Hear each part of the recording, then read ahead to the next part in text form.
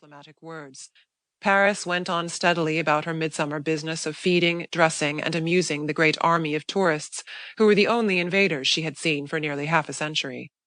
All the while, everyone knew that other work was going on also. The whole fabric of the country's seemingly undisturbed routine was threaded with noiseless, invisible currents of preparation.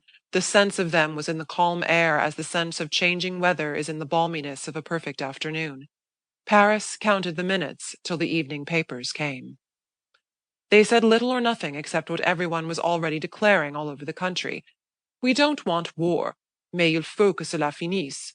This kind of thing has got to stop. That was the only phrase one heard. If diplomacy could still arrest the war, so much the better. No one in France wanted it. All who spent the first days of August in Paris will testify to the agreement of feeling on that point. But if war had to come, the country and every heart in it was ready. At the dressmaker's the next morning, the tired fitters were preparing to leave for their usual holiday.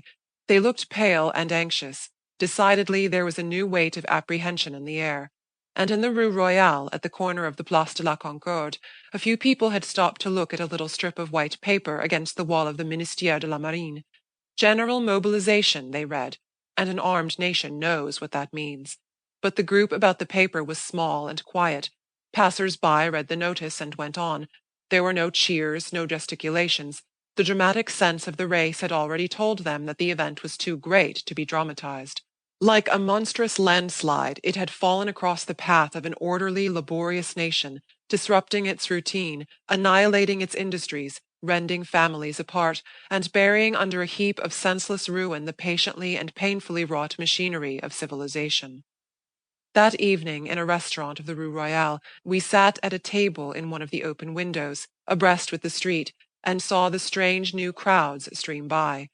In an instant we were being shown what mobilization was, a huge break in the normal flow of traffic, like the sudden rupture of a dike. The street was flooded by the torrent of people sweeping past us to the various railway stations. All were on foot and carrying their luggage, for since dawn every cab and taxi and motor omnibus had disappeared. The War Office had thrown out its dragnet and caught them all in. The crowd that passed our window was chiefly composed of conscripts, the mobilisables of the first day, who were on the way to the station accompanied by their families and friends. But among them were little clusters of bewildered tourists, labouring along with bags and bundles, and watching their luggage pushed before them on hand-carts, puzzled inarticulate waifs caught in the cross-tides racing to a maelstrom. In the restaurant, the befrogged and red-coated band poured out patriotic music, and the intervals between the courses that so few waiters were left to serve were broken by the ever-recurring obligation to stand up for the Marseillaise, to stand up for God Save the King, to stand up for the Russian national anthem, to stand up again for the Marseillaise. Et dire que ce sont des Hongrois qui jouent tout cela, a humorist remarked from the pavement. As the evening wore on and the crowd about our window thickened, the loiterers outside began to join in the war song. Allons debout! And the loyal round begins again. La chanson du départ is a frequent demand, and the chorus of spectators chimes in roundly. A sort of quiet humour was the note of the street. Down the Rue Royale, toward the Madeleine, the bands of other restaurants were attracting other throngs, and martial refrains were strung along the boulevard like its garland of arc lights.